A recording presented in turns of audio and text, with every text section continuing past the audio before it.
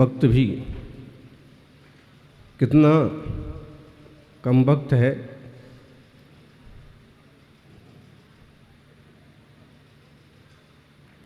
खुद किसी का इंतजार नहीं करता, लेकिन सबको इंतजार कराता जरूर है।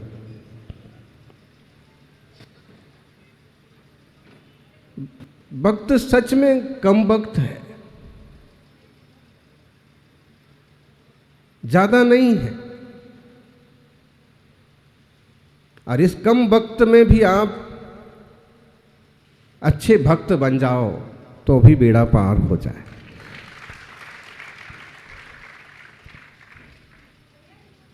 यानी वृद्ध अतीत में जीता है, इसलिए निराश रहता है। जिंदगी में कुछ नहीं कर पाया, इतना सब कुछ किया लेकिन मेरे लिए कोई कुछ नहीं करता है। मैंने बच्चों के लिए दुकान बना दी, घर बना दिए, लेकिन मेरे लिए कोई नहीं सोचता है। वृद्ध अतीत में जीता है, इसलिए निराश रहता है। युवा भविष्य में जीता है, युवा भविष्य में जीता है, इसलिए निराश रहता है। भविष्य में ऐसा करूंगा, ऐसा करूंगा, ऐसा करूंगा, और उपलब्धियां हों कि ना हों, इस अंदेशे में एक तरह से निराश भी रहता है। लेकिन छोटा बालक जो होता है वह हमेशा वर्तमान में जीता है, इसलिए खुश रहता है।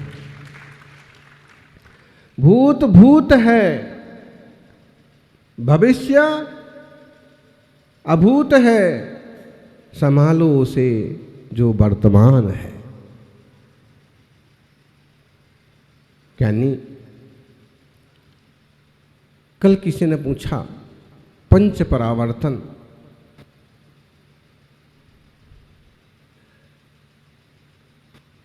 पंच परावर्तन क्या चीज है? चूंकि इस तरह के विषय प्रवचन में नहीं आ पाते हैं, क्योंकि लोगों को बहुत बोझिल लगते हैं। लेकिन ये सब्जेक्ट जितना जबरदस्त और जरूरी है समझने के लिए, उतना ही वह वैराग्यवर्धक है। द्रव्य परावर्तन, क्षेत्र परावर्तन, काल परावर्तन, भाव परावर्तन, भाव परावर्तन, एक एक परावर्तन, एक एक परिवर्तन में अनंत अनंत काल निकलता जाता है। और इतना सारा संसार तय करके जीव आज तक कहाँ पहुंचा है? कहीं नहीं पहुंचा है। हमारी दशा ऐसे हो रही जैसे कोल्हू के बैल की। कोल्हू का बैल समझ में आया? कोल्हू का बैल किस किसने देखा?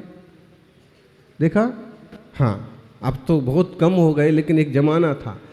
कोल्हू के बैल की आंखों पर पट्टी बांध दी जाएगी और घूमता रहता है, उधर तेल निकलता रहता है, उधर गजक बनती रहती है, और वो बेचारा घूमता रहता, सोचता है कि कुछ नहीं तो 10 किलोमीटर तो हो गया होगा, कुछ नहीं तो 5 किलोमीटर तो हो गया होगा, और अब बहुत दूर निकल आए होंगे, और अपनी मस्ती में घूमता रहता है। जब शाम को पट्टी खुलती है तो वो कहाँ होता है? वही हाल नहीं है अपना क्या? है कोई कोई भाग्यशाली जीव जिन्होंने कुछ ना कुछ मार्ग को समझा है, समझा है कि इन सारे पुद्गलों को अनंत बार ग्रहण कर चुके ज्ञानी किस नाम के पीछे रोते हो, किस चाम के पीछे रोते हो? ये नाम और चाम तो कितने बार मिल चुके और मिट्टी में भी मिल चुके। इस भाव में तो एक बार एक काम किया जाए, न चाम और न नाम, सिर्फ हो भेद विज्ञान का काम, सम्यक दर्शन प्राप्ति का काम हो, निर्णय हो कि कुछ नहीं रखा। और जब इस तरह से विचार होता है तो वैराग्य होता है। भले वो सब कुछ ना छोड़े, लेकिन जीवन में आसक्ति तो घट ही जाती है। वृद्ध भूत में जीता है, हाय ऐसा हुआ, हाय वैसा हुआ, उनने ऐसा किया, इनने वैसा किया, मैंने ये किया, मुझे कुछ नहीं मिला, और इस तरह से हताश और निराश सा रहता है। और युवा भविष्य के महल बनाता रहता है, उपलब्धि कुछ हो ना हो इसलिए वो भी अंदेशे में जीता। वर्तमान में जीने वाला बच्चा जरा सी कुछ उपलब्धि होती है तो मुस्कुरा पड़ता है, जरा सा कुछ मिल जाता है तो खुश हो जाता है। वर्तमान में जियो, जो वर्तमान में जीता है वो वर्धमान बनता है। वर्तमान में जो अवसर मिला इसका लाभ लो, जो पर्याय मिली इसका पूरा पूरा उपयोग करो। धर्म, सेवा, भक्ति, पूजा, स्वाध्याय और इसके साथ थोड़ा सा आत्मचिंतन भी जरूरी है।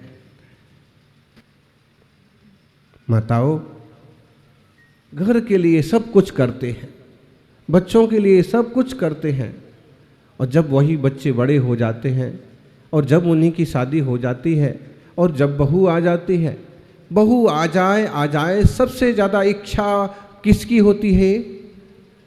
बोलो बोलो। माँ की होती है।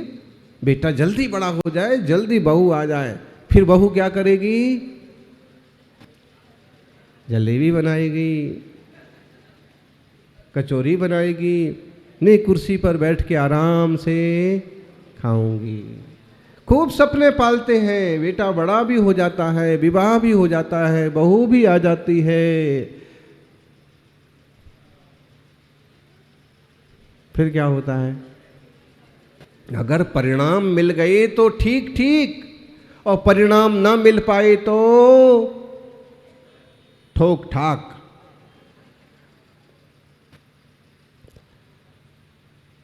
कई बार बहुओं के मन में ऐसा भर दिया जाता है कि सासें ऐसी होती हैं, तेरी सास भी कहीं ऐसी तो नहीं है, और पहले से स्थित थिंकिंग लेके आती है। पहले से पूर्व आग्रह मत पालिए, आप अच्छे तो जग अच्छा। ऐसे कहते हैं ज्ञानी कि जब हम अच्छे होते हैं, हम विश्वास करें हम जीत लेंगे, हम लोगों का सही मार्गदर्शन कर पाएंगे, हम मित्रता रख पाएंगे, तो सामने वाला भी बदलने को मजबूर हो जाएगा, वो भी अच्छा बन जाएगा। अब पहले से कल्पना करने लग जाओ। अब देखिए और आगे देखो। अब बहू उन्हीं के कहने में बेटा, जब माँ को ये फील होता है कि देखो अब तो बेटा भी मेरी बात नहीं सुनता, कैसा लगता है? संसार बहुत विचित्र है। कुछ जा रहा है ऐसे लगता है, कुछ छूटा जा रहा है ऐसे लगता है, और जब कुछ छूटा जा रहा हुआ लगता है तो बड़ी तकलीफ होती है। और जो ज्ञानी होगा उसे पता है कि कुछ भी छूटा नहीं जा रहा। देखो, जो बच्चा गोद से 1 सेकेंड नीचे रखने पर रो पड़ता था, साल भर का होते ही वो 150 कदम तक खुद ही भाग के चला जाता है। तब समझौता कर लिया कि कोई बात नहीं, ये बच्चा बड़ा हो रहा तो थोड़ा दौड़ने दो। फिर और बड़ा हो गया और बाहर तक घूमने चला जाता है, तो थोड़ा समझाते जरूर हैं, लेकिन उसको पकड़ के गोद में नहीं रखते कि बच्चा बड़ा हो गया, और बड़ा हो गया और बड़ा हो गया। जब हम 20 साल तक समझौता करते जाते हैं तो बहू के आने के बाद क्यों समझौता नहीं कर पाते? बोलो सासो। सासू इज धासु। पूरे परिवार की बागडोर होती है, बड़ी समझदारी से काम करना पड़ता है। तो अब भी समझौता करो कि स्थितियां ऐसी हैं, ठीक है कोई बात नहीं, खुश तो है ना परिवार, वो दोनों खुश तो हैं, ठीक है। अच्छा, ज्ञानी हो तो और निर्णय करे कि मुझे तो पहले से पता है कि कोई चीज किसी की होती नहीं है, ये तो सिर्फ कर्तव्य के तौर पर ऐसा ऐसा करना पड़ता है। आप देख लो क्या, देखो जब पेट में भी रचना होती है ना, तो उस जीव का अस्तित्व अलग होता है और आपका अलग होता है। खूब जुड़ाव है, खूब आपके द्वारा ही उसका पोषण हो रहा है, लेकिन फिर भी दोनों जीव अलग अलग है। और कभी कोई दुर्घटना घटती है ना, तो डॉक्टर कहता है कि देखो दोनों में से कोई एक जीव को बचाया जा सकता। समझना, दुर्घटना किसी के साथ ना घटो, लेकिन अगर कभी घटे तो कितने बोलता है वो भी यही बोलता है, भाई दोनों जीव में से, दोनों आत्मा में से, 200 प्राणी में से एक को। आप कहते नहीं साहब दोनों को बचाओ, दोनों को, ठीक है कोशिश करता, मतलब है जीव तो अलग अलग।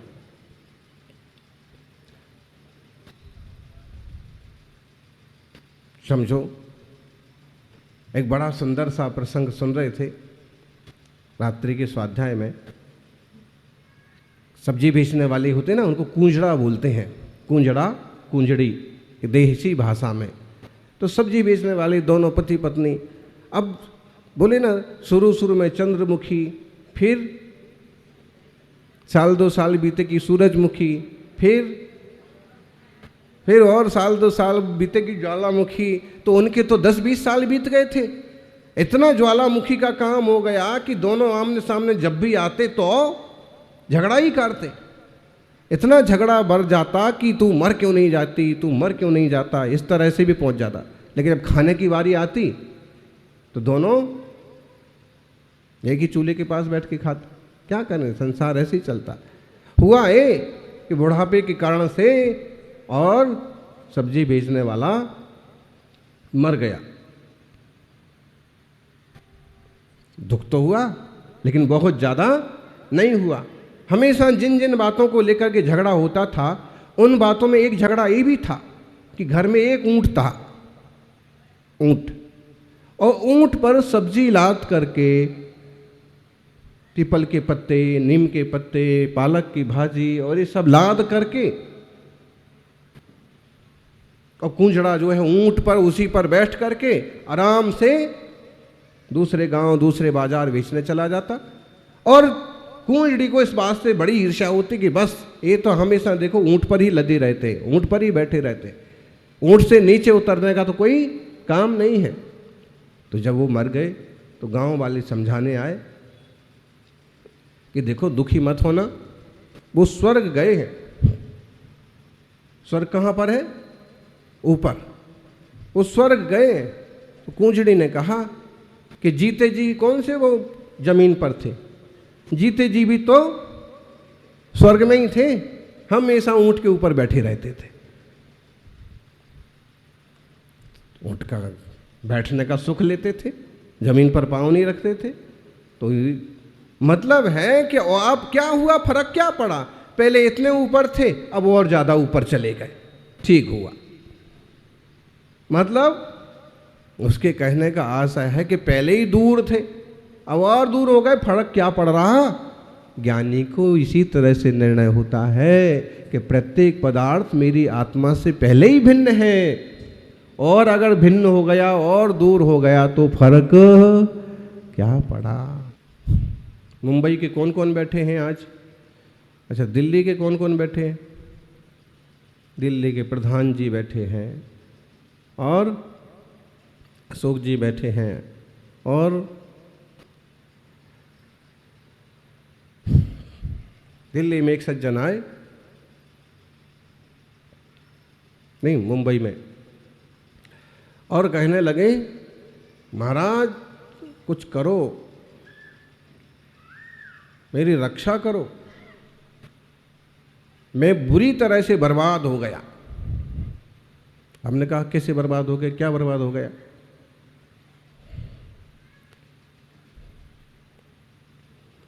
सब घाटा लग गया, कर्ज हो गया।